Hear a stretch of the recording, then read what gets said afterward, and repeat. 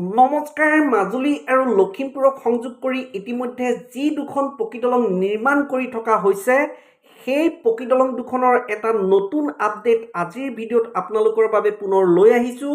লগতে মাজুলী আৰু যোৰহাটক সংযোগ কৰি যিখন পকীদলং ইতিমধ্যে নিৰ্মাণ কৰা হৈছিল, সেই পকীদলংখনৰো কিছু তথ্য আজিৰ ভিডিঅ'ত আপোনালোকৰ বাবে লৈ আনিবলৈ চেষ্টা কৰিছোঁ। গতিকে ভিডিঅ'টো শেষলৈকে চাই থাকিব আৰু ভিডিঅ'টো চাই যদি ভাল পায় তেতিয়া ভিডিঅ'টোত লাইক কৰিব, কমেণ্ট কৰিব, লগতে ভিডিঅ'টো বন্ধুবৰ্গৰ মাজত শ্বেয়াৰ কৰিব আৰু মোৰ চেনেলটোলৈ যদি প্ৰথমবাৰ আহিছে তেতিয়া প্লিজ মোৰ চেনেলটো ছাবস্ক্ৰাইব কৰিব। আহক ভিডিঅ'টো আৰম্ভ কৰোঁ। এই যে দলংখন দেখা পাইছে, এই দলংখন নামনি মাজুলীৰ চেলেকঘাটত নিৰ্মাণ কৰা এখন পকী দলং। এই পকী দলংখনৰ নিচিনাকৈ আৰু এখন পকী দলং লখিমপুৰৰ ধূনাগুৰি ঘাটত নিৰ্মাণ কৰি থকা হৈছে। অৰ্থাৎ মাজুলী আৰু লখিমপুৰক সংযোগ কৰি দুখনকৈ পকী দলং ইতিমধ্যে নিৰ্মাণ কৰি থকা হৈছে। লগতে মাজুলী আৰু যোৰহাটক সংযোগ কৰি আৰু এখন পকী দলং ইতিমধ্যে নিৰ্মাণ কৰা হৈছিল, বৰ্তমান কাম বন্ধ হৈ আছে।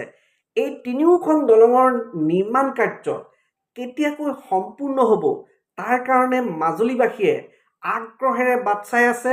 যিহেতু এই তিনিওখন দলং মাজুলীবাসীৰ বহুত হেঁপাহৰ, এই তিনিওখন দলঙৰ নিৰ্মাণ কাৰ্য কেতিয়াকৈ সম্পূৰ্ণ হ'ব তাৰ কাৰণে মাজুলীবাসীয়ে বহুত আগ্ৰহেৰে বাট চাই আছে। আমিও এই তিনিওখন দলঙৰ নিৰ্মাণ কাৰ্য কেতিয়াকৈ সম্পূৰ্ণ হ'ব তাৰ কাৰণে বাট চাই আছোঁ। আৰু দলং কেইখনৰ নিৰ্মাণ কাৰ্য আমি প্ৰায়ে চাবলৈ আহোঁ। যেতিয়াই আজৰি সময় পাওঁ তেতিয়াই এই দলং তিনিওখনৰ নিৰ্মাণ কাৰ্য চাবলৈ আহোঁ আৰু দলং তিনিওখনৰ নিৰ্মাণ কাৰ্য চাই যি দেখা পাওঁ তাকে আপোনালোককো দেখুৱাবলৈ চেষ্টা কৰোঁ। যিহেতু আপোনালোকেও এই দলং তিনিওখনৰ নিৰ্মাণ কাৰ্য চাবলৈ বহুত হেঁপাহেৰে বাট চাই থাকে, সেইকাৰণে আপোনালোককো দেখুৱাবলৈ চেষ্টা কৰোঁ। এই যে দলংখন দেখা পাইছে, এইখন নামনি মাজুলীৰ চেলেকঘাটত নিৰ্মাণ কৰা দলং। এই দলংখনৰ নিৰ্মাণ কাৰ্য ইতিমধ্যে 90ৰ পৰা 95% সম্পূৰ্ণ হৈছে বুলি ক'লেও ভুল কোৱা নহ'ব। আৰু এই দলংখনৰ নিচিনাকৈ লখিমপুৰৰ ধূনাগুৰি ঘাটত যিখন পকী দলং নিৰ্মাণ কৰা হৈছে আপোনালোকক মই দেখুৱাবলৈ চেষ্টা কৰিছোঁ। এই দলংখনৰ নিৰ্মাণ কাৰ্য বহুত আগবাঢ়িছে। এই দলংখনৰ নিৰ্মাণ কাৰ্য যিহেতু নদীখনৰ বুকুত কেইটামান ৱেল ফাউণ্ডেশ্যনৰ কাম বাকী আছিল, আমি দেখা পাইছোঁ 6টাকৈ ৱেল ফাউণ্ডেশ্যনৰ কাম চলি আছে, সম্পূৰ্ণ এতিয়াও হোৱা নাই। এই 6টা ৱেল ফাউণ্ডেশ্যনৰ কাম কৰিবৰ কাৰণে ইয়াত এখন লোৰ দলং নিৰ্মাণ কৰা হৈছিল। মই আপোনালোকক দেখুৱাবলৈ চেষ্টা কৰিম, আপোনালোকে চাই থাকিব। এই যে দেখা পাইছে, এই ৱেল ফাউণ্ডেশ্যন কেইটা দেখা পাইছে, এইফালে এটা পথ নিৰ্মাণ কৰা হৈছিল দলংখনক সংযোগ কৰি।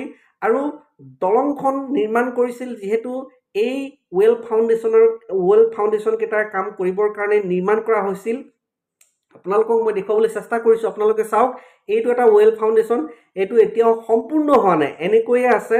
যিহেতু কেইদিনমানৰ আগতে এই যিখন আপোনালোকে লোৰ দলং দেখা পাইছে, এই লোৰ দলংখনৰ ওপৰত পানী হৈছিল, অৰ্থাৎ দলংখন ডুব গৈছিল।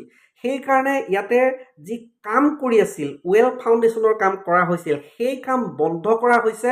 বৰ্তমানেও সেই কাম বন্ধ ৰখা হৈছে। অৱশ্যে এই দলংখনৰ যি নিৰ্মাণ কাৰ্য সেয়া বন্ধ কৰা হোৱা নাই। এই দলংখনৰ সিপাৰে যে আপোনালোকে দেখা পাইছে, ইয়াত মই কৈছোঁ ইয়াত এটা পথ আছিলে, পথটো ইতিমধ্যে ভাঙি পেলোৱা হৈছে। নদীত যিহেতু পানী বাঢ়িছিল, সেই পানীয়ে এই পথটো ভাঙি লৈ গৈছে। আৰু দলংখনৰ সিপাৰে বৰ্তমান কাম চলি আছে। তাতে যিহেতু পথৰ ওপৰত কাম কৰিব পৰা হৈ আছে, গতিকে তাত কাম চলি আছে। আৰু এই দুয়োখন দলঙৰ নিৰ্মাণ কাৰ্য যিহেতু দিনে নিশাই চলে, সমানেই চলে, দিনে নিশাই সমানে চলি থাকে। এইকেইদিন কেৱল পানীৰ বাবে আৰু যিহেতু নেৰানেপেৰাকৈ বৰষুণ পৰিছিল তাৰ কাৰণে কাম বন্ধ কৰা হৈছে, কিন্তু সম্পূৰ্ণ কাম বন্ধ কৰা হোৱা নাই। নদীৰ ফালে কাম বন্ধ কৰা হৈছে আৰু হয়তো পথ নিৰ্মাণ কৰিবৰ কাৰণে পথৰ যিখিনি নিৰ্মাণ কাৰ্য চলি আছিল তাত অলপ কাম বন্ধ কৰা হৈছে। কিন্তু যিহেতু বতৰ ভাল হৈছে আৰু এই ছিজনত যিহেতু এদিন বতৰ ভাল হ'ব, এদিন বেয়া হ'ব, এনেকৈয়ে বতৰ থাকিব। গতিকে যেতিয়া বতৰ ভাল হ'ব তেতিয়া নিশ্চয় এই কামবিলাক কৰিবলৈ চেষ্টা কৰা হ'ব। আৰু ইয়াত আপোনালোকে দেখা পাইছে পানী ইতিমধ্যে শুকাইছে, কিন্তু ইয়াতে যিটো পথ আছিলে, পথটো ভাঙি পেলোৱা হৈছে সেই পথটো হয়তো পুনৰ নিৰ্মাণ কৰিব নহ'লেও ইয়াতে হয়তো পুনৰ এখন লোৰ দলং নিৰ্মাণ কৰিব তাৰ পাছত ইয়াত এই যি 6টাকৈ ৱেল ফাউণ্ডেশ্যনৰ কাম আছে এই ৱেল ফাউণ্ডেশ্যনৰ কাম তেওঁলোকে কৰিব আৰু কৰাৰ পাছত ইয়াত পিয়েৰ নিৰ্মাণ কৰিব পিয়েৰৰ পাছত পিয়েৰ কেপ তাৰ পাছত আপোনালোকে যে দেখা পাইছে মই দেখুৱাবলৈ চেষ্টা কৰিছোঁ আপোনালোকে চাওক এনেদৰে PSC বক্স গাৰ্ডাৰ ইয়াত লগাবলৈ চেষ্টা কৰিব আৰু কৈছোৱেই লখিমপুৰ আৰু মাজুলীক সংযোগ কৰি ধূনাগুৰি ঘাটত যিখন পকী দলং নিৰ্মাণ কৰা হৈছে সেই দলংখনৰ দুটা অংশ কৰা হৈছে এটা অংশ নদীৰ ফালে PSC বক্স গাৰ্ডাৰ লগাব আৰু ধূনাগুৰি ঘাটৰ পৰা বঙালমৰাৰ দিশত যি পথৰ ওপৰত দলংখন আছে তাত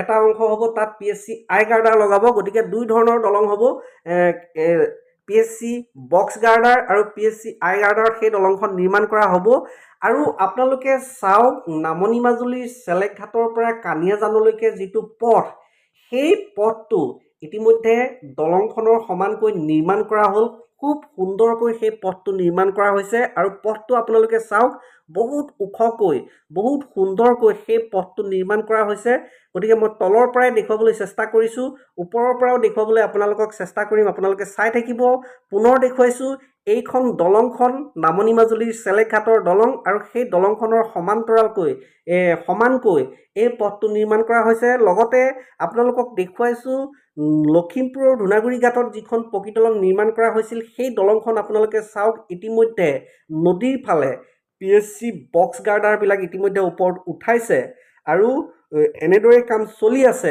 যিহেতু মই কৈছোঁ ইয়াতে পানী হৈছিল পানী হোৱাৰ কাৰণে ইয়াত কাম বন্ধ কৰা হৈছে আৰু পানী যেতিয়া শুকাব পুনৰ ইয়াত কাম কৰা হ'ব কাম চলি থাকিব আৰু এইখিনিতে আপোনালোকক এটা কথা জনাবলৈ চেষ্টা কৰিছোঁ আপোনালোকে চাওক নামনি মাজুলী চেলেকঘাটৰ পৰা এই যিখন সোৱণশিৰি নদীলৈকে যিখন সোৱণশিৰি নদীত যিখন পকী দলং নিৰ্মাণ কৰা হৈছে এই দলংখন সংযোগ কৰিবৰ কাৰণে যিটো পথ নিৰ্মাণ কৰা হৈছে অৰ্থাৎ চেলেকঘাটৰ পৰা আউনীবাৰী চাপৰিলৈকে যিটো পথ নিৰ্মাণ কৰা হৈছে সেই পথটোৰ কানিয়াজানলৈকে ইতিমধ্যে সম্পূৰ্ণ হৈছে কানিয়াজানৰ পৰা আউনীবাৰীলৈকে অ'ত ত'ত টুকুৰা টুকুৰকৈ পথটো নিৰ্মাণ কৰা হৈছে সুন্দৰকৈ পথ নিৰ্মাণ কৰি আছে পথৰ কাম চলি আছে যিহেতু কেইদিনমান বৰষুণ পৰিছিল নেৰানেপেৰাকৈ বৰষুণ পৰিছিল আৰু নদীত পানী বাঢ়িছিল সেইকাৰণে কাম বৰ্তমান স্থবিৰ হৈ আছে কিন্তু একেবাৰে বন্ধ হৈ নাযায় পুনৰ বতৰ ভাল হোৱাৰ লগে লগে পুনৰ কাম আৰম্ভ হ'ব আৰু কিছু কাম চলিয়ে আছে একেবাৰে বন্ধ হৈ যোৱা নাই মই কৈছোঁ একেবাৰে কাম বন্ধ হোৱা নাই কাম চলি আছে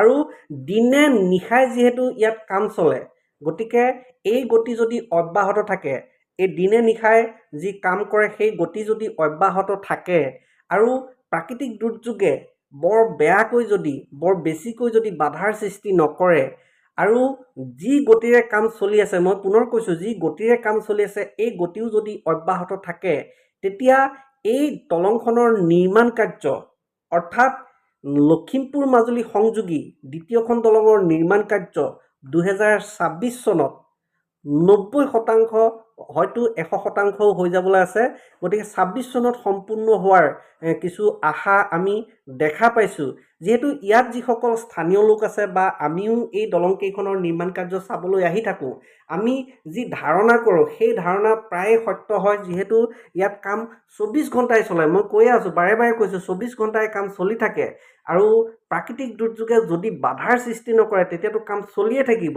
আৰু সেই কাম যদি চলি থাকে 2026 চনত দুয়োখন দলঙৰ নিৰ্মাণ কাৰ্য সম্পূৰ্ণ হোৱাটো নিশ্চিত হৈ পৰিছে আৰু এটা কথা মাজুলী আৰু যোৰহাটক সংযোগ কৰি যিখন পকী দলং ইতিমধ্যে নিৰ্মাণ কৰা হৈছিল সেই দলংখনৰ নিৰ্মাণ কাৰ্য 2024 চনৰ ছেপ্টেম্বৰ মাহৰ পৰা বন্ধ কৰি ৰখা হৈছে যি কাৰণতে নহওক দলংখনৰ নিৰ্মাণ কাৰ্য বৰ্তমান বন্ধ হৈ আছে সেই দলংখনৰ নিৰ্মাণ পুনৰ আৰম্ভ কৰিবৰ কাৰণে ইতিমধ্যে টেণ্ডাৰৰ নটিচ ওলাইছে বুলি আমি জানিব পাৰিছোঁ সঁচাকৈ যদি টেণ্ডাৰৰ নটিচ ওলাইছে তেতিয়া বাৰিষাৰ ছিজনতে টেণ্ডাৰ হৈ যাব তাৰ পাছত যিটো ঠিকাদাৰী প্ৰতিষ্ঠানে সেই দলংখনৰ নিৰ্মাণ কাৰ্য কৰিবলৈ সুযোগ লাভ কৰিব, তেওঁলোকে নিশ্চয় কাম কৰিব। খৰালিৰ পৰা তেওঁলোকে কাম কৰিবলৈ সুযোগ লাভ কৰিব, যিহেতু বৰ্তমান বাৰিষা হ'ব, এতিয়া বাৰিষা হ'ব, বৰষুণ পৰিব, কিছু অসুবিধা হ'ব, আৰু তেওঁলোকে যিহেতু কামটো লোৱাৰ পাছত নিজকে ঠিক ঠাক কৰি ল'ব লাগিব, গতিকে কিছু সময় লাগিব।